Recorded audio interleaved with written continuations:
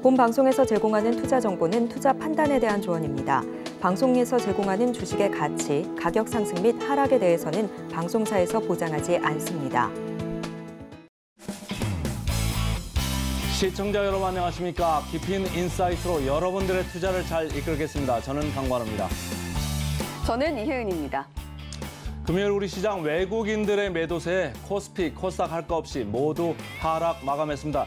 미국 시장에서도 3대 지수 모두 하락했는데요. 특히 나스닥의 하락폭이 깊었습니다.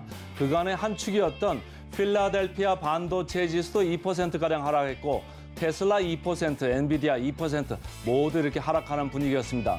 특히 그동안 잠잠했던 변동성 지표죠.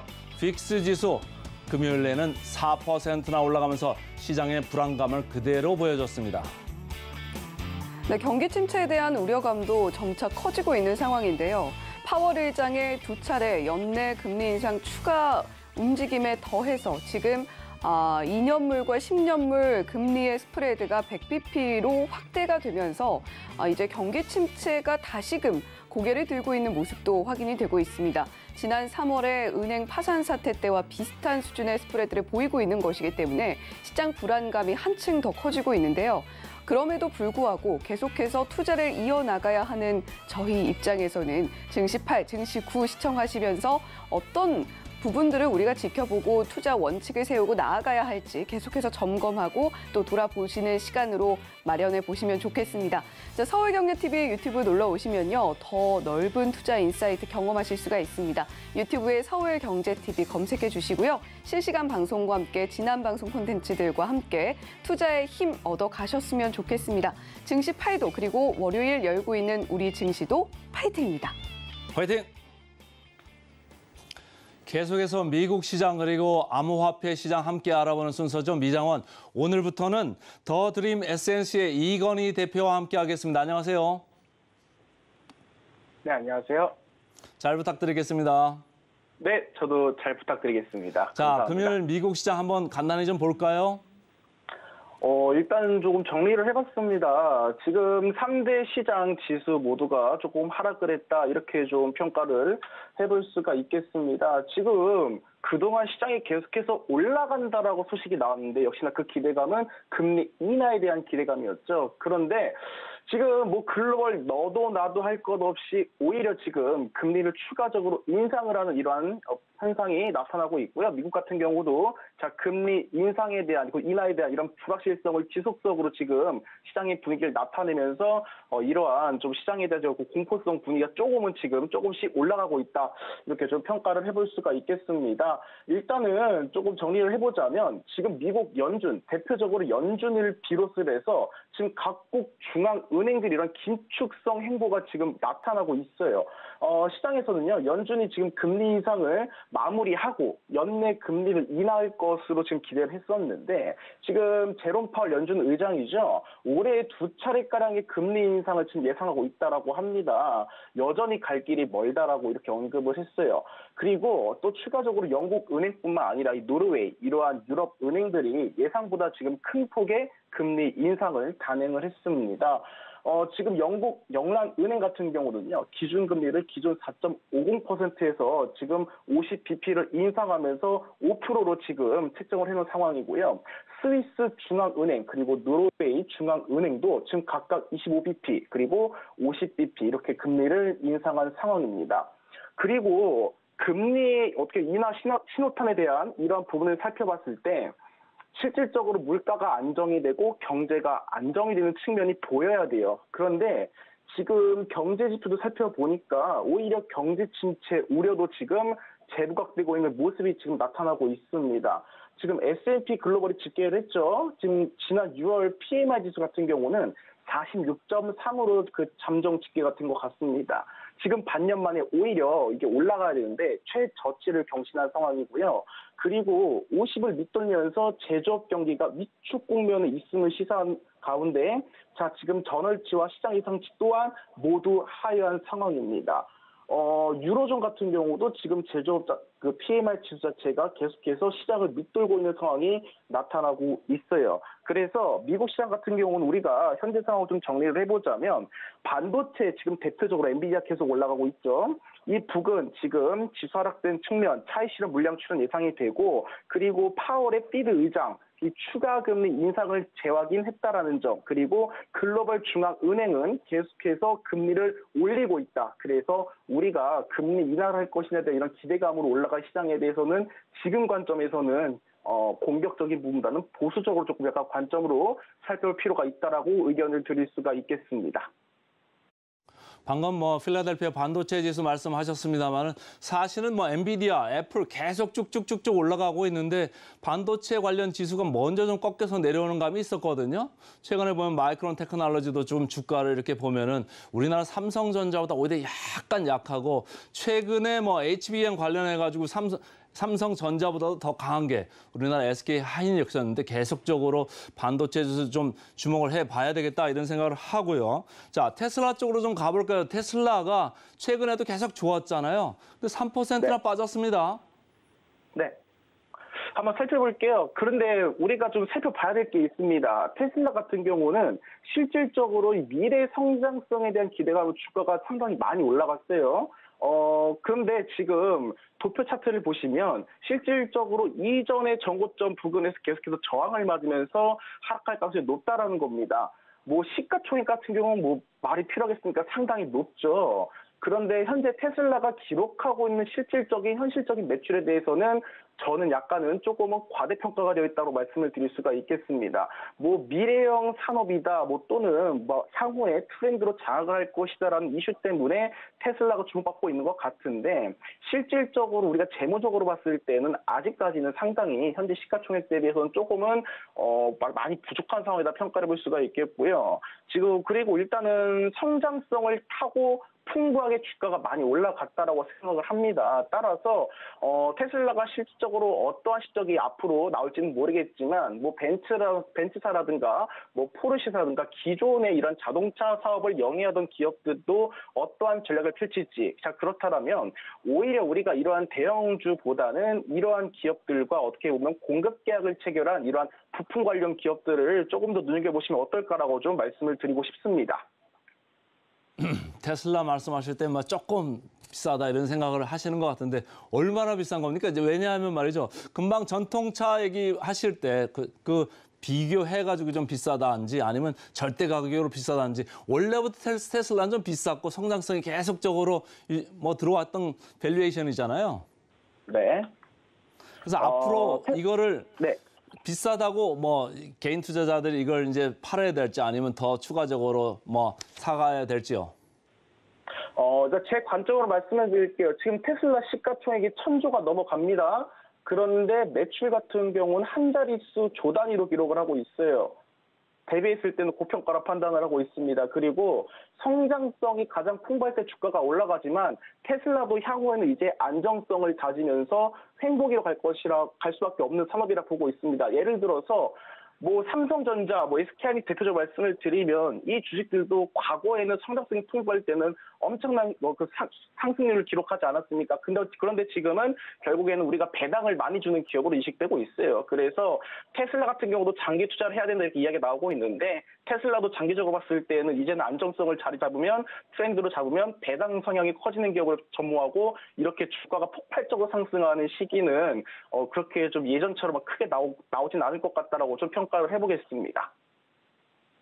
테슬라에 대해서 이제 조심스럽게 말씀을 해 주셨고요. 자, 엔비디아 좀 볼까요? 엔비디아 최근에 시장을 끌고 왔던 한 축이었잖아요. 조금 반도체 지수 이렇게 조정을 받으면서 같이 좀 조정을 시작하나요? 엔비디아 같은 경우는 추가적인 좀 상승 예상이 된다고 말씀을 드리겠습니다. 물론 엔비디아 같은 경우도 계속 신고가를 경신하고 있고 지금 엔비디아 시가총액 기준으로 봤을 때도 지금 1,300조 육박하고 있습니다. 그런데 지금 전기차보다는 오히려 그동안 경기 침체 부근에서 반도체 재고량이 쌓이는 부분 이 부분에 좀 주목을 해봤었고 이제 향후에는 뭐 차량용 반도체라든가 차세대 반도체에 대한 기대감이 이제 막 나오기 시작했기 때문에 뭐 재료성으로 봤을 때는 좀 조정이 있더라도 추가적인 상승이 좀 나올 것이다 좀 조심스럽게 예측해 보겠습니다. 자, 엔비디아 얘기 들어봤고요. 스타벅스 쪽으로 좀 가서요. 파업 관련되는 그런 뭐 얘기가 있다고요?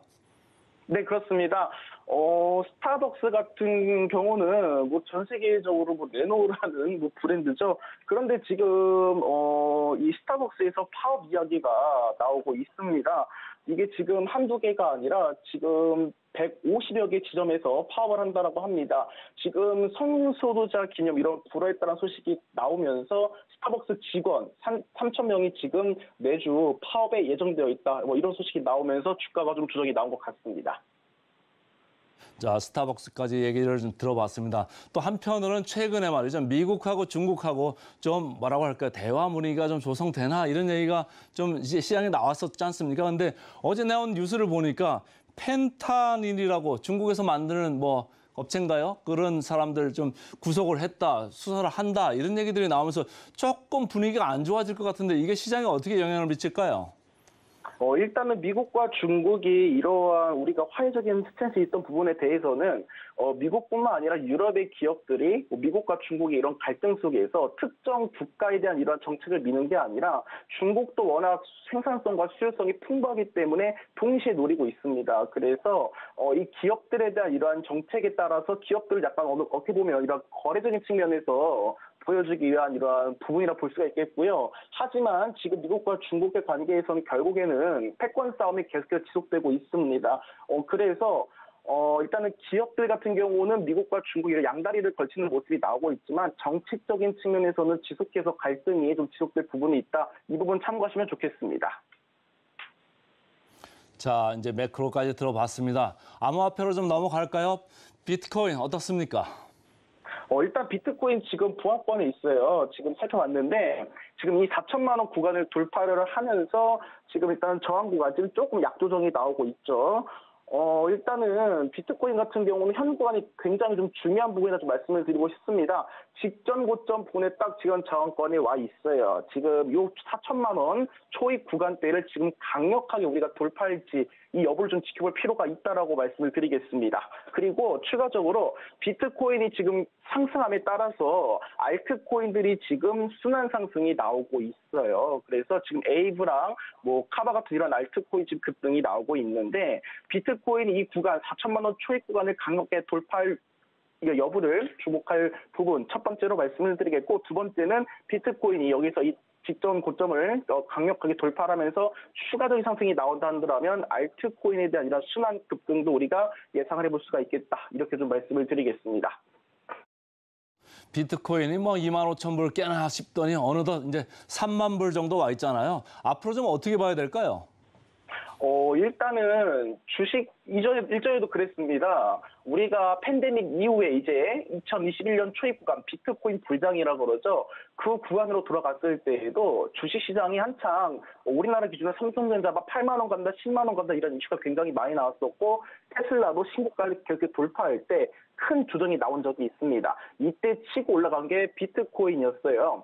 그런데 지금 딱 시장 분위기도 약간 그때와 비슷한 것 같습니다. 지금 테슬라가 계속해서 최고가를 경신하고 신고가를 올라가고 있고 엔비디아가 최고가 경신하고 있고 주식시장이 가장 활발하면서 금리 인상 소식에 조정이 나올 것 같은 비트코인이 어떻게 보면 상승이 나왔거든요. 지금 비트코인 홀더들이 사실은 지금 계속해서 비트코인이 빠질 때마다 오히려 매도세를 강력하게 나타내는 게 아니라 저점 구간에서 추가 매입한 이러한 신호가 나왔습니다. 지금 비트코인 홀더가 77.6%가 지금 수익 상태라 그러죠. 자, 그렇다면 이 물량을 또 추가적으로 받아줄 이러한 긍정적인 이슈를 내놓지 않을까 따라서 약조정 이후에 비트코인 또한 상승 흐름이 좀 지속되지 않을까 이렇게 좀 예견해 보겠습니다. 오늘 첫 방송 여기까지 듣겠습니다. 지금까지 더드림 에센스의 이건희 대표와 함께했습니다. 고맙습니다. 네, 감사합니다.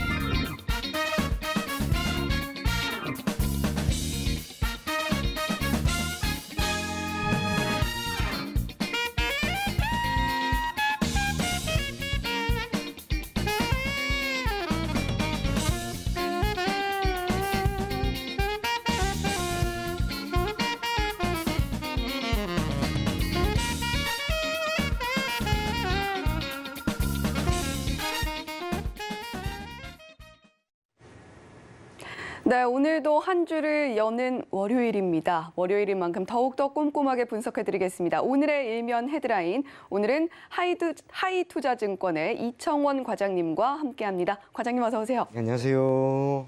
네, 과장님 너무 오랜만에 뵙는 것 같아요. 예, 지난주에 제가 코로나가 걸려가지고 네. 못 왔습니다. 자, 이제 좀 괜찮으신 거죠? 지금은 괜찮습니다. 네, 우리 이청원 과장님뿐만이 아니라 우리 시청자 여러분들께서도 코로나 또 조금 더 조심해 주시고요. 자, 오늘 헤드라인 또 꼼꼼하게 분석을 해보도록 하겠습니다. 어떤 내용 분석해 볼까요? 화면 통해서 확인해 보겠습니다. 오늘의 헤드라인입니다. 원달러 환율 2주 만에 1,300원 넘어서라는 헤드라인입니다. 지금 23일에 1,304원대에서 마감을 한 원달러 환율이에요. 지금 뭐 위안화가 또 약세를 보이고 있는 상황이기 때문에 원화가 또 이렇게 다시금 움직이고 있는 모습들도 저희가 시장에서 확인을 했습니다. 자, 이청원 과장님, 오늘 저희가 이 헤드라인 어떻게 좀 보면 좋을까요? 이제 원달러 환율 같은 경우에 지난해 10월경에 고점을 상당 부분 찍은 이후로 잘 내려왔습니다. 네. 그리고 1,300원 내외에서 일정 부분 등락을 보이다가 지난 5월 그리고 6월 초 우리나라 증시가 상당 부분 괜찮았습니다. 그런 가운데 원달러 환율이 1,200원대로 완전히 내려가는 모습이 나왔는데 전반적으로 지난주 길게 보면 한 열흘 정도 우리나라 증시가 소폭 약세 흐름을 보였던 가운데 원달러 환율이 다시 한번 조금 올라가는 분위기가 형성이 되었다는 것. 기저에는 다양한 변수가 있긴 있습니다만 그건 잠시 뒤에 체크해 보도록 하고요. 기사 내용 자체적으로 보았을 때는 역시 원달러 환율이 1,300원이 넘어갔기 때문에 한편으로 우리가 일정 부분 경계를 할 필요가 있지 않을까라고 하는 내용이 담긴 것이라고 생각하시면 좋을 것 같습니다. 네. 우리가 이 원달러 환율을 다시금 경계해야 되는 시점이 왔다라는 이야기를 해주셨는데, 자, 다시 만약에 또 한번 달러가 강세를 보이면서 원달러 환율이 또 치솟게 된다라고 한다면 우리 투자자분들 입장에서는 안 그래도 지금 안정세를 찾아가는 과정 속에서 외인 수급이 들어오지 않고 있는데 다시금 더 엑소더스 현상이 심해지는 건 아니냐 이런 걱정을 하실 수도 있을 것 같아요. 걱정 안 하셔도 됩니다. 아, 그렇군요. 그런 이야기는 반드시 해드리도록 하고요. 네. 우리가 역사적으로 보게 되었을 때 결국에는 원달러 환율이라고 하는 것은 시간을 지나면 지날수록 꾸준히 올라가는 경향이 있습니다. 중간중간 단기적인 파동도 응당 있었다 할지라도 원달러 환율이 예전에 비해서 30년 전에 비해서 10년 전에 비해서 계속해서 올라가는 것은 매우 자명하다라고 할 수가 있고요.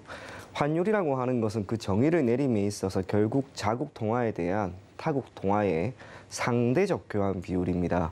원화의 가치가 올라가게 되면 자연스럽게 원달러 환율은 내려가게 될 것이고 반대로 달러의 가치가 올라가게 되면 응당 원달러 환율은 올라가게 됩니다. 우리나라의 현재 시점에서 본다면 원화의 강세가 이어질 만한 변수는 크지 않습니다. 네. 지난번에 우리가 이야기를 드렸던 것처럼 원달러 환율에 가장 큰 영향을 미치는 변수는 역시 경상수지인데 경상수지의 흑자폭은커녕 일정 부분 적자폭이 나타나고 있는 그런 상황입니다. 뿐만 아니라 지난해부터 미국의 기준금리가 계속해서 올라가는 모습이 나왔죠. 응당 미국의 입장에서는 자국 통화에 대한 수요가 늘어났다라고 할 수가 있고 이것은 결국에는 달러의 강세 현상을 두드러지게 나타날 수 있는 변수로 작용합니다. 무엇보다 달러가 매우 흔해졌습니다. 2020년 코로나19에 따른 충격으로 달러를 시중에 너무나 많이 풀었음에도 불구하고 그 이후로 원달러 환율이 어느 정도 안정이 되다가 재차 올라갔던 모습이 나왔던 것은 결국에는 통화량이라고 하는 한 가지 변수보다는 기준금리의 변화, 이것이 원달러 환율에 미치는 영향이 더욱 큰 게 아닌가 그렇게 생각을 하고요. 시간이 꽤나 지났을 때 우리나라의 경상수지는 저는 결국에는 다시 흑자 전환이 될 거라고 봅니다. 이것은 곧 원화의 가치가 올라갈 수 있는 여건은 마련될 것이다라고 하는 것임과 동시에 미국의 입장에서는 결국 달러가 지금처럼 기준금리가 높은 상황에서 계속 유통이 될 수만은 없습니다. 미국 또한 기준금리를 시간이 지나면 낮추겠죠. 그런 면에서 원달러 환율이 비록 지난 금요일에 1,300원을 돌파했다 하더라도 결국에는 시간을 두고 다시 한번 내려오는 모습을 보이지 않을까 저는 그렇게 생각을 하고 있습니다. 자료 보면서 조금 더 이야기를 한번 해보도록 할게요. 네. 최근에 240일 기준 달러의 흐름입니다. 원달러 환율인데 1,304원입니다. 지난 10월 1,445원 수준까지 올라갔습니다. 참고로 당시에 1,445원 수준이면 우리나라의 입장에서는 매우 높은 수준입니다. 역사적으로 IMF 때 거의 2,000원 정도까지 올라갔었고요. 네. 그리고 서프라임 모기지 때 1,500원까지 올라갔습니다. 그 이후로 가장 높은 수준이 지난해였습니다만 다행스럽게 지금은 1,300원 정도대까지 떨어졌다는 것. 그런 면에서 최근에 보이는 이 흐름과 이 추세 자체는 결국 올라가는 추세가 아닙니다. 일정 부분 조정이 잘 나왔기 때문에 1,300원에서 제한적인 등락을 보이면서 결국에는 원달러 환율이 결정되지 않을까 그렇게 생각을 하고 있고요. 지난주 그리고 최근 한 열흘 정도 원달러 환율이 꽤나 많이 올라갔습니다. 그럴 만한 이유도 우리가 한번 찾아볼 필요가 있을 것으로 보여지는데 기저에는 다른 건 아닌 것 같습니다. 앞서 이야기한 것처럼 지금 원달러 환율에 가장 큰 영향을 미치는 변수는 제 기준으로는 미국의 기준금리입니다. 미국의 기준금리를 다시 한번 올릴 것이다라고 하는 이야기가 나오고 있다 보니 달러의 강세가 조금 더 이어질 것이다라고 하는 그런 전망이 이렇게 원달러 환율에 살짝 묻어나고 있는 게 아닌가 그렇게 생각을 하고요. 네. 이걸 우리가 쉽게 해석하면 그렇게도 볼 수 있을 것 같습니다. 미국의 기준금리가 더 이상 올라가지 않는다면 원달러 환율은 내려간다는 거죠. 우리 모두가 아는 것처럼 미국 또한 기준금리를 상당 부분 많이 올린 상황입니다. 여기에서 지속적으로 기준금리를 올리는 것은 미국의 입장에서도 결코 좋은 선택이 아니다라고 하는 것을 너도 나도 다 알고 있습니다. 지금 시점이 거의 고점인 것은 자명하고 여기에서 이제 금리 인하에 대한 이야기도 조금씩은 나오기 때문에 원달러 강세, 원달러 환율의 상승, 거기에 달러의 강세라고 하는 것은 결코 장기적으로 계속 이어지진 않을 것이다라고 저는 확신을 하고 있습니다. 다음 페이지도 한번 볼까요? 예, 이거는 이제 월별로 이제 쭉 가지고 온 건데요. 보셨던 것처럼 1,597원, 당시가 서프라임 모기지였습니다. 우리나라 같은 경우에는 원달러 환율이라고 하는 것이 결국에는 경제 전체에 매우 큰 충격이 단기적으로 왔을 때 이렇게 급등합니다. IMF도 마찬가지였죠. 당시에 단기적으로 급등이 나왔던 이유는 단기적으로 우리나라의 경제가 매우 안 좋았기 때문이고요. 서프라임 모기지 때도 마찬가지입니다. 그러면 지난해부터는 단기적으로 그렇게 좋아지지 않았다라고 저는 생각하지는 않습니다. 우리나라의 증시가 비록 지난해 일정 부분 많이 밀렸다 하더라도 올해 들어서는 상당 부분 좋은 흐름을 보이고 있기 때문에 적어도 회복력에 있어서만큼은 매우 빠르게 이어지고 있다라고 하는 것으로 생각하시면 좋을 것 같습니다. 다음 페이지도 한번 볼까요? 자, 한미 기준금리 변화 추이입니다. 이제 한국 같은 경우에는 응당 미국보다는 기준금리가 다만 0.25%라도 0.25%포인트라도 높은 경향이 있습니다. 네. 다른 이유는 아니겠죠. 그래야 우리나라에 투자를 함에 있어서 조금 더 매력을 느낄 수밖에 없을 것이고 미국의 기준금리가 우리나라의 기준금리보다 더 높다면 응당 많은 투자자들은 미국의 은행에 예치를 하겠죠. 참고로 금리라고 하는 것은 결국에는 두 가지로 구성이 되어 있습니다. 첫째로는 무위험 이자율, 우리가 이를 기반으로 혹은 대상으로 삼는 것은 통상 해당 국가의 3년물 국채 수익률이고요. 거기에 리스크 프리미엄, 이 리스크 프리미엄이라고 하는 것도 다시 한번 두 가지로 나뉘어지는데 하나는 유동성이고 하나는 신용입니다. 우리나라 같은 경우에는 신용도에 있어서 미국보다는 당연히 낫겠죠. 응당 기준금리는 높을 수밖에 없고요. 그와 함께 유동성이라고 하는 것도 아무래도 우리나라에 만들어져 있는 이러한 금융 생태계보다는 미국의 월등히 더 풍부하다고 할 수 있습니다. 리스크 프리미엄 자체가 우리나라가 더 높습니다. 응당이에 따라 우리나라의 기준금리는 미국의 기준금리보다 높아야 되는데 지금 이게 역전이 완전히 된 상황이 꽤나 진행이 되고 있습니다. 물론 반드시 우리나라의 기준금리가 미국의 기준금리보다 높아야 된다. 그것은 아닙니다. 때에 따라서는 응당 다를 수밖에 없을 것이고 적어도 지금은 미국은 인플레이션이라고 하는 한 가지 변수로부터 매우 취약한 상태인과 동시에 인플레이션이 상당 부분 리스크로 대두되었기 때문에 이렇게 기준금리를 올리고 있는 것으로 생각하시면 좋을 것 같고요. 다행스럽게 우리나라 같은 경우에는 미국과 같은 수준의 인플레이션을 보이고 있지는 않는다는 점에서 지금은 기준금리가 미국보다 조금 낮은 상황을 유지하고 있습니다. 우리나라 같은 경우 기준금리를 적어도 올릴 것이다라고 하는 생각은 크게 하고 있지는 않습니다. 네. 그런 면에서 이제 앞으로는 미국의 기준금리가 조금씩 내려오는 상황에 맞추어 우리나라 또한 기준금리를 내리지 않을까 그렇게 생각을 하고요. 그게 의미하는 것은 결국에는 한국과 미국의 기준금리 격차는 어느 정도 만들어진 상황에서 시간을 두고 계속 움직일 수밖에 없을 것이다. 그렇게 생각이 됩니다. 다음 페이지도 한번 보겠습니다. 예, 우리나라의 코스피입니다. 최근에 원달러 환율이 분명히 많이 올랐습니다. 우리 조금 전에 확인해 본 것처럼 그렇죠. 한 열흘 정도 기간 동안 상당 부분 많이 올랐는데 동 구간에서 이 코스피입니다. 코스닥도 크게 다르진 않을 겁니다. 그런데 코스피가 조금 더 타격은 컸던 것 같습니다. 시장이 이렇게 밀렸던 거예요. 시장이 밀리는 것은 여러 가지 이유가 있겠죠. 가장 큰 것은 시장에 산재되어 있는 리스크가 조금 더 대두되느냐라고 하는 부분인데 역시 이것은 미국이 기준금리를 조금 더 올릴 것이다라고 하는 그것은 표면적인 이유인 것 같습니다. 제 개인적으로는 그것은 시장에 산재되어 있는 큰 리스크로 보기보다는 그저 그 이전이죠. 5월 중순부터 시장이 가파르게 올라갔습니다. 삼성전자, SK하이닉스는 마찬가지고 2차 전지 쪽도 마찬가지고 우리나라 코스피가 좋았습니다. 코스피가 좋다 보니까 가파르게 이렇게 시장이 많이 올라갔는데 여기에 따른 차익 매물이 그저 나온 것 정도로만 저는 보면 좋을 것 같습니다.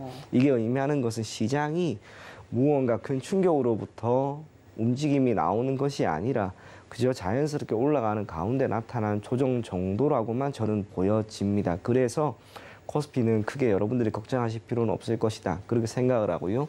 다음 페이지에는 이제 나스닥인데요. 나스닥도 우리나라 코스피와는 조금 다르긴 합니다만 적어도 6월 16일에 고점을 찍은 이후로 조정이 분명 나왔습니다. 사실 나스닥 같은 경우에는 5월 이후로 특별한 조정이라고 할 것도 없었고요. 그나마 조정이 있었던 두 번의 시기 비슷한 수준밖에 안 됩니다. 그렇다면 우리가 미증시의 흐름도 그저 잘 올라가다가 일정 부분 조정이 나왔을 뿐이고 우리나라의 증시도 잘 올라가다가 일정 부분 조정이 나온 것 그걸 토대로 그저 시장에 큰 리스크가 대두되었다라고 할 수는 결코 없을 거라고 봅니다. 자연스러운 조정이 어느 정도 나오고 있고 수급에 의해서 그저 지수가 결정되는 것이다. 딱 그렇게만 생각하시면 좋을 것 같습니다. 다음 페이지도 한번 보겠습니다. 예, 수급 현황인데요. 코스피예요. 우선은 현물입니다. 현물 같은 경우에는 6월 19일 이후로 외국인들이 계속해서 매도세를 보이고 있습니다.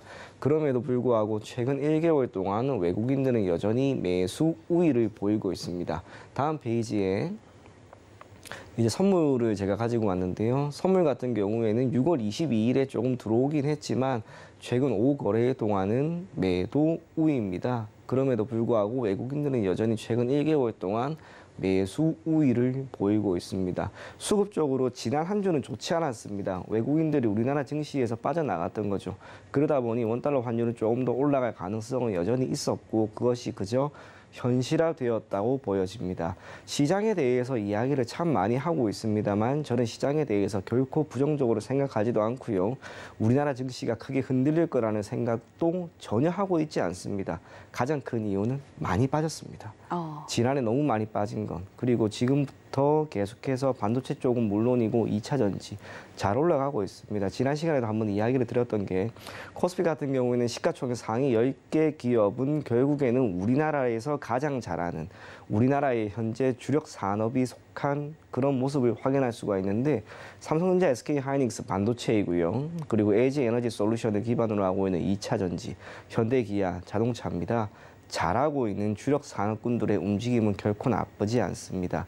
기타 다른 섹터에서 움직임이 소폭 안 좋게 나온다 하더라도 주력 산업군 자체가 굳건히 버티고 있고 반도체 같은 경우에는 3분기 들어서 영업이익을 기반으로 상당 부분 개선될 것이라고 하는 전망이 있기 때문에 그때까지 쉽게 꺾이진 않을 겁니다. 그런 면에서 시장은 여러분들이 크게 걱정하실 필요가 없고요.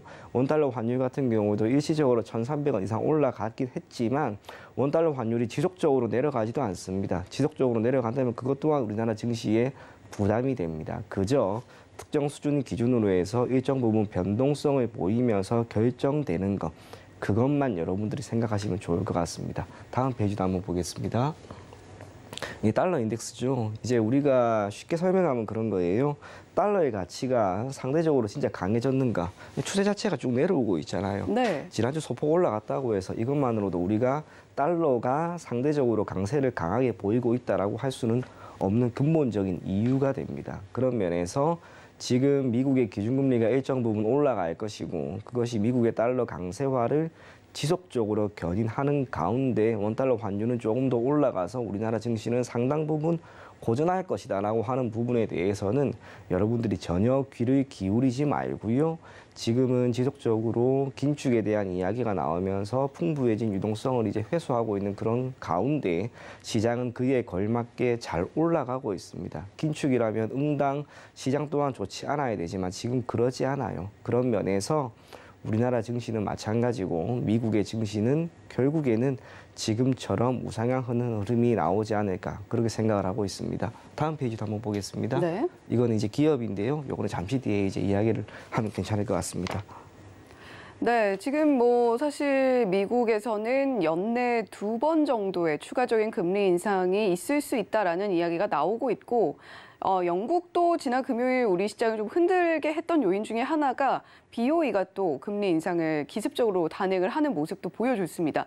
유럽의 경기 침체의 우려가 좀 커지고 있다 이렇게 우리가 해석을 하면서 시장도 함께 불안한 모습을 보여주고 있었는데 지금 이창원 과장님께서는 우리 시장도 조금 흔들리는 모습을 보이고는 있으나 계속해서 우상향 기조 자체는 이어가게 될 것이고 너무 지나친 불안감을 가질 필요는 없다라는 이야기를 오늘 해주고 계십니다. 원달러 환율이 아무래도 올라가게 되면 고개를 들게 되면 투자자분들 입장에서는 당연히 불안할 수밖에 없을 텐데 오늘 그 근거를 하나하나 듣고 있는 것 같습니다.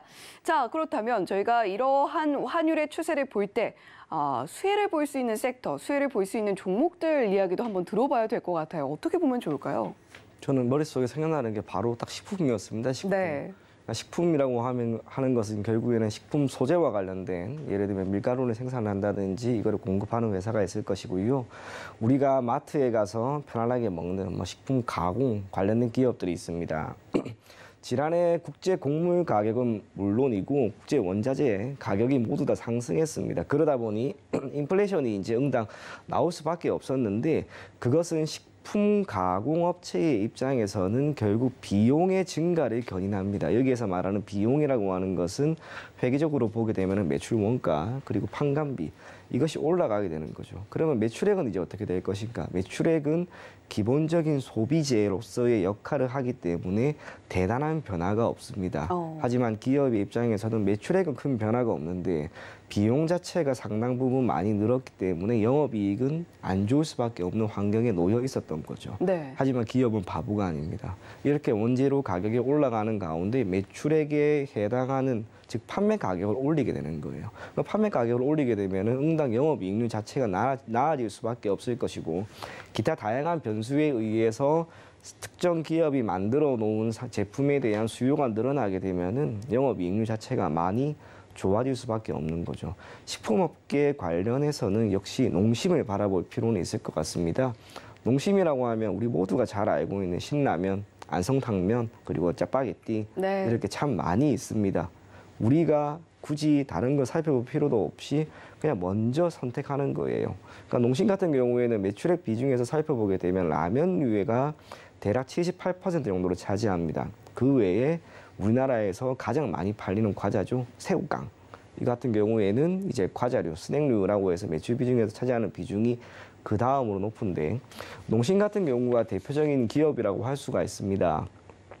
그 매출액 같은 경우에는 판매량 자체가 크게 늘어나서 증가하는 모습이 나왔던 게 아니라 판매 가격을 올린 거죠. 판매 가격 같은 경우에도 금감원에서 공시하는 재무제표 자세히 한번 보시게 되면 주력이 되는 상품, 신라면이나 짜파게티, 안성탕면의 가격 상승률을 조금은 비선호적인 제품에 비해서 상대적으로 많이 올렸습니다. 기업의 입장에서는 응당 합리적이고 매우 똘똘한 경영 전략입니다. 그러한 상황에서 매출액이 1분기 기준으로 매우 좋게 나왔습니다. 그러다 보니 주가는 이제 차트죠. 보시는 것처럼 잘 올라갔어요. 매우 좋았습니다.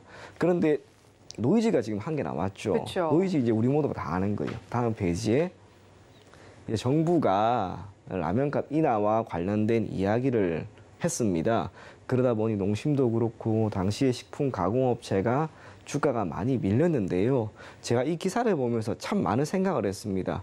정부가 기업에 대해서 인위적인 시장 개입을 하는 것은 응당 그럴 수도 있죠. 네. 하지만 이 라면 가격이라고 하는 것이 1,000원짜리가 2,000원이 된 게 아니고요. 1,000원짜리가 기껏해야 1,100원이 되거나 1,150원 정도가 되었습니다. 물론 사람마다 차이는 있겠지만 이 정도의 변화에 대해서도 민감하게 반응할 수 있는 그런 소득층이 있을 수는 있습니다만 우리 입장에서 냉정하게 바라보았을 때 큰 차이는 있을 것인가? 그러지 않을 거예요. 그러면 기존에 했던 그 소비 자체는 크게 변화가 없을 것이고 기업의 입장에서도 매출액의 변화는 크지 않을 것이다라고 생각을 합니다. 무엇보다 이제 정부가 물가를 안정시키기 위해서 시장에 개입하는 것은 좋습니다만 이 기업이 보이고 있는 이러한 경영 환경 그리고 경영 행태에 대해서 직접적인 개입을 할 만한 그런 여건, 명분이 있을 것인가라고 묻는다면 저는 아니라고 봐요. 그리고 라면값 조금 전에 이야기한 것처럼 오른 게 크지가 않습니다. 그러면 아마 이 기사가 나오고 주가는 비록 충격을 받았다 하더라도 농심과 같은 관련된 식품 가공업체에 속한 기업들은 결국에는 라면 가격을 여기에서 인하하는 것이 아니라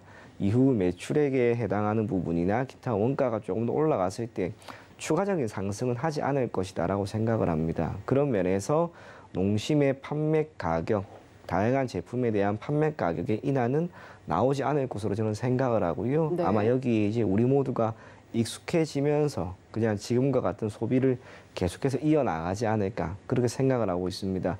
기타 기업들도 다들 마찬가지입니다. 사실상 판매 가격이라고 하는 것은 결국에는 기업의 입장에서도 수익을 내기 위해서 측정한 가격이죠.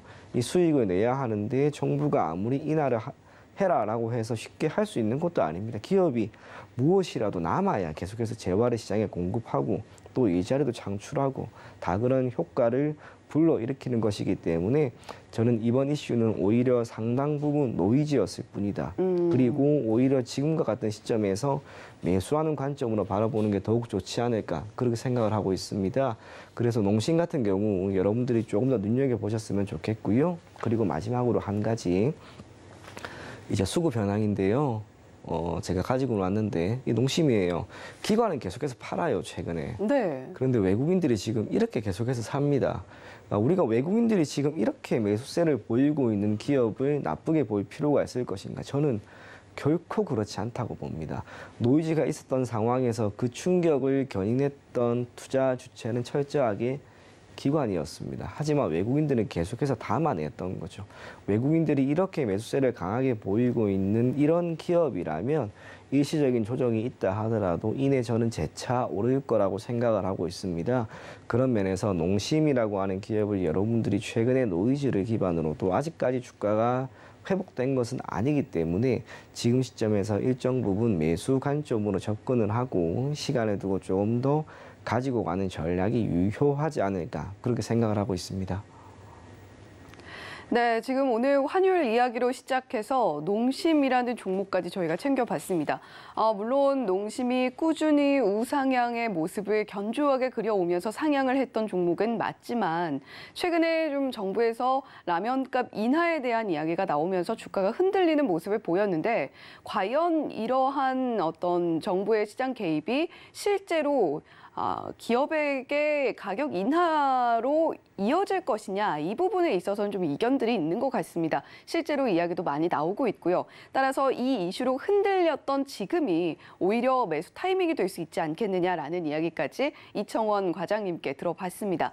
자, 원달러 환율 물론 흔들리고 있습니다만 우리가 너무 불안해할 필요는 없다라는 것도 함께 이야기를 해주셨어요. 월요일 시작하고 있는 만큼 투자에 대한 의지 잃지 마시고 오늘 이렇게 일면 헤드라인에서 분석해봤던 것처럼 우리가 꼼꼼하게 종목들 이슈 체크하고 더 좋은 종목들 얻어가는 것도 하나의 투자 방법이 아닐까 싶습니다. 자, 오늘 그런 이야기 함께 나눠주신 이청원 과장님이셨습니다. 과장님 오늘 말씀 고맙습니다. 네, 감사합니다.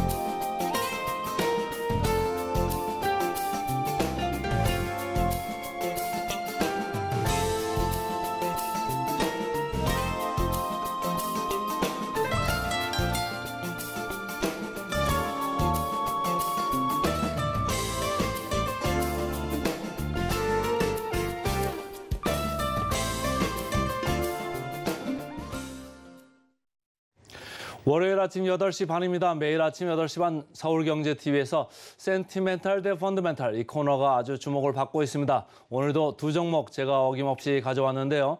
자, 센티멘탈로 오늘은 솔로엠. 몇 번 제가 말씀을 드렸던 주식이죠. 솔로엠을 가져왔고 펀더멘탈로는 풍산 이렇게 두 종목을 가져왔습니다. 솔로엠, 제가 지난 한 서너 달 사이에 몇 번을 말씀을 드렸어요. 주가가 아주 나이스하게 올랐죠. 그래서 제가 오늘은 어떤 말을 할까요? 좀 귀를 기울여 주시고요. 자, 첫 번째 이제 차트를 좀 보겠습니다. ESL, 지난번에도 말씀을 계속 드립니다만은 일렉트로닉, 전자죠. 쉘프, 선반입니다. 선반. 라벨 이렇게 표식이에요. 그래서 전자 가격 표식이다. 이렇게 이제 많이 말씀을 드려가지고 이제는 좀 친숙해진 이제 단어가 되셨을 거예요. 그래서 동네 슈퍼나 마트나 이렇게 가시면은 어떤 데는 있고 어떤 데는 없고 그래서 시장 침투율이 좀 많은 것 같다 그러면 주식을 이제 팔아도 되는 거고 아직도 멀었다 이렇게 생각하면은 더 들고 있어도 되는 건데요. 일단은 주가는 많이 올랐습니다. 자, 최근에 이제 ESL 관련해 가지고 성장성이 계속적으로 이렇게 주가에 들어오고 있다. 그래서 첫 두 줄을 보시면은 유럽 이제 도소매 업체들이죠. 여기서 인건비를 줄이려고 계속적으로 이걸 좀 도입하는 데가 많아지나 봐요. 그래서 이 ESL 시장이 20%는 연평균 쭉 성장할 수 있다. 이렇게 이제 보는 거죠. 그렇다고 하면은 요새 20% 성장하는 시장이 그렇게 많지 않잖아요. 그래서 ESL에 대해서 좋게 계속적으로 보면서 주가가 같이 이렇게 좀 선행하는 이런 좀 느낌이 있는 것 같고요. 이 회사는 1위 업체죠. 1위 이마고 태그라는 1위 업체 그다음에 2위 업체입니다. 근데 2위 업체 다음에 3위랑은 조금 이제 거리가 좀 있어가지고 많은 수혜를 얻고 있다, 누리고 있다 이런 회사입니다.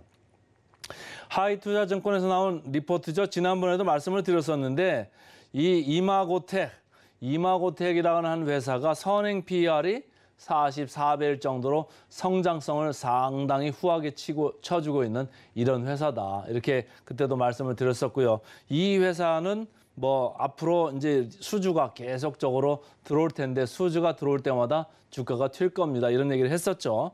그때 당시도 또 제가 이 빨간 줄을 말씀을 드렸댔습니다. 서너 개의 대형 리테일러, 그러니까 소매상들하고 얘기를 하고 있다. 여기서 수주권이 나오는 뉴스가 나오면 최근에 분위기 좋았던 게 또 분위기가 다시 더 좋아지는 이런 현상이 계속적으로 반복될 수 있다. 이런 얘기를 했습니다. 그래서 지속적으로 관심을 가지자. 이런 얘기를 했었죠. SK증권에서 리포트가 다시 나왔습니다. 여기서 이제 나오는 건데요.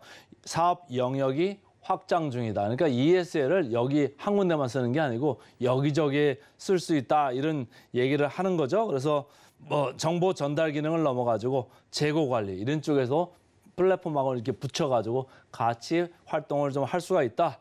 이렇게 얘기를 하는 거고요. 이 회사가 ESL만 하는 회사가 아닙니다. 이 회사는 파워 모듈이라고 해가지고 서버에도 들어가고 그다음에 충전하는 데도 들어가고 이런 거를 넣고 그다음에 ESS 이런 것도 좀 적용을 할 수 있다. 이런 얘기를 이제 하고 있고요. 그래서 전반적으로 솔로엠이 IT 회사냐 볼 때는 IT 회사에서 성장성이 약한 IT도 있지만 성장성이 강한 IT도 있다. 그러니까 시장에서는 조금 잘 봐주자. 그러는 게 이제 주가가 지금 들어오고 있는 겁니다. 자, 최근에 주가를 보시면 저희가 지금 두세 달 동안에 벌써 몇 번을 얘기를 드렸죠. 주가가 계속해서 이렇게 올라오고 있고 지난 금요일에도 장이 이렇게 밀렸죠. 근데 이 회사는 5%나 다시 올라가면서 신고가를 찍고 다시 내려왔습니다. 어쨌든 외국인들은 크게 이렇게 들어온 이후로 크게 팔고 나가는 느낌은 아직은 없고 이 회사의 주가는 기관이 주도를 해 나가고 있습니다. 기관이 3월 중순부터 들어와가지고 계속적으로 기관이 받쳐나가면서 주가를 올리고 이렇게 하고 있습니다. 역사적 밸류 밴드를 보시면은 많이 위쪽으로 와 있죠. 그러니까 주가 재평가, 그러니까 우리가 편하게 리레이팅이라고 용어를 쓰기도 하는데요. 주가 재평가가 많이 이루어지고 있다. 그리고 내년에 올라올 것도 미리 주가에서 선 반영을 하고 있다. 이렇게 보시면 됩니다. 이 밴드 차트를 보시면은 벌써 PBR로 보셨을 때 많이 올라와 있죠. 내년에 주가 이 회사가 기업의 가치가 많이 좋아진다고 해도 이미 주가가 상당 부분 지금 반영을 하고 있다. 이런 얘기를 하고 있습니다. 근데 제가 이걸 다시 하나 조금만 더 말씀을 드리면 이 회사의 절대 가치라는 게 있고요. 상대 가치라는 게 있습니다. 이렇게 지금 주가 역사적인 밴드로 본 역사적인 가치를 기준으로 할 때는 더 올라갈 여지가 있습니다만은 절대적인 가치도 봐야 됩니다. 절대적인 가치는 저희가 항상 자기자본이익률을 말씀을 드렸었죠. 자기자본이익률 대비해가지고 지금 PBR 그 장부가치 대비 가격이 어디가 있느냐라고 봤을 때는 제가 계산을 해보니까 이 회사는 장부가치 대비해서는 50% 정도 지금 할증 거래되고 있다. 프리미엄에 거래되고 있다. 장부가치 대비해서는 좀 비싸게 거래되고 있는 게 사실입니다. 그러나 시장에서는 성장성을 자꾸 반영해주고 싶은 거죠. 그래서 저라면은 이제는 이제 좀 놔줘야 될 때가 슬슬 오고 있다. 지금부터 올라가면서 여러분들은 조금씩 차익 실현을 하셔도 좋겠다 이런 생각까지도 들게 되는 지금 밸류에이션 수준으로 근접을 하고 있다. 목표 주가를 보겠습니다. 목표 주가는 계속 이렇게 올라가죠. 여기서 급하게 이렇게 많이 올랐었는데 최근에는 급하게 오르는 건 아니고 아주 조금씩 이렇게 올라갑니다. 그래서 목표 주가 대비해서 괴리율은 20% 남았습니다. 20% 증권사에서 남았다고 할 때는 20% 다 믿지 마시고 뭐 앞으로 한 10% 남짓 남았겠구나. 그럼 올라가면서 조금 이거 뭐 차익을 실현해 볼까 이런 생각을 하셔도 좋을 것 같습니다. 그래서 오늘은 센티멘탈로 솔루엠부터 말씀드렸습니다. 그다음 또 펀더멘탈 말씀드려야죠. 펀더멘탈은 오늘 아주 무거운 주식이죠. 풍산 이렇게 신동업체, 방산업체를 가져왔습니다. 차트를 하나 보실게요. 최근에 시장이 조금 밀리면서 개인들이 좋아하신 현대로템 저희가 계속 말씀드렸다가 이제 주가가 지금 꺾이고 있습니다.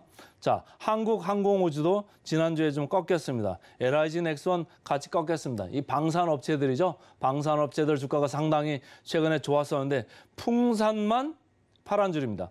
풍산만 지난주에 아랑곳하지 않고 계속적으로 오름세를 유지를 했습니다. 그래서 제가 오늘 가져온 거고요. 풍산이 신동업체잖아요. 그러니까 신동이 거의 매출의 75%를 하고 있어가지고 여전히 이제 어떻게 보면 비철금속 이쪽에서 좀 보고 싶어 하는데 사실은 방산이 들어와 있어가지고 러시아 우크라이나 전쟁하면서 이 포탄이나 총알 이런 거 관련돼가지고 수요가 많이 늘어났잖아요. 그러니까 방산 매출을 보면 25%까지 가면서 계속적으로 이거에 대한 수요가 유효하다 이렇게 이제 보는 시각들이 많은 거죠.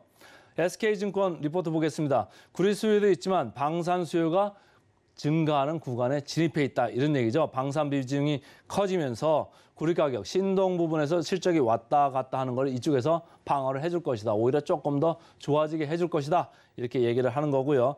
전쟁이 길어지고 있어가지고 포탄 소비량이 증가한다. 그리고 이 회사 SK증권에서 주장하는 바는 전쟁이 끝난다고 해도 이거를 계속 재고를 축적하고 싶어하는 그런 좀 심리가 남아있을 것이다. 그러니까 전쟁이 끝난다고 해도 이 수요가 갑자기 줄어들지는 않을 수 있다. 이렇게 좀 보는 거죠. 신한투자증권에서 리포트가 나왔습니다. 신한투자증권에서는 여기 밸류를 신동과 방산 부분 밸류에이션을 멀티플을 상향 조정한다. 이렇게 얘기했어요. 왜 멀티플을 상향 조정할까? 여러분, 포스코 홀딩스가 아주 뭐 이제 제철 회사 중에 이제 1등이잖아요. 근데 이 회사가 멀티플이 최근에 상향 조정이 됐었죠. 뭐 때문에 올라갔었죠? 2차 전지 관련 그쪽의 밸류가 좋아진다 해서 올라갔던 겁니다. 이러면 이 풍산 밸류 멀티플을 왜 조정할 수 있을까요? 신동, 기존의 비철금속 이쪽뿐만이 아니고 플러스에서 방산 쪽에서 성장성이 나아질 수 있다, 좋아질 수 있다 이런 생각을 하면서 멀티플을 좀 올라가는 겁니다. 자, 그 멀티플 올라가는 거는 2017년에 1.2배까지 갔다라고 키움증권을 얘기를 하고 있고요. 이 회사는 0.7배를 적용해서 목표 주가를 이렇게 잡았습니다. 어쨌든 목표 주가를 1.2배까지도 갔던 적이 있다 이렇게 이제 보는 거죠. 차트로 봤을 때는 지금 외국인 기관 계속적으로 이렇게 담아오고 있습니다. 그러니까 싸다는 얘기죠. 그러니까 길게 보고 길게 승부를 한다. 지금 주가는 리레이팅이 계속적으로 진행되고 있습니다. 위로 올라가죠. 그래서 목표 주가 계류를 대비했을 때 여전히 20% 정도 남아 있는 셈입니다. 그래서 오늘은 센티멘탈러 솔루엠, 펀더멘탈러 풍산 말씀드렸습니다. 네, 월요일 시장 장 전에 챙겨보면 좋을 종목들 오늘도 분위기 좋은 주식과 탄탄한 종목 이렇게 두 가지 짚어봤습니다. 센티멘탈 종목으로 솔로엠 그리고 펀더멘탈 종목으로 풍산까지 짚어드렸는데요. 잠시 후 개장하는 시장에서 이 두 종목은 어떻게 움직이는지도 한번 체크해 보시면 좋겠습니다. 저희는 잠시 후 증시구로 힘차게 다시 돌아오겠습니다. 시청해주신 여러분 고맙습니다.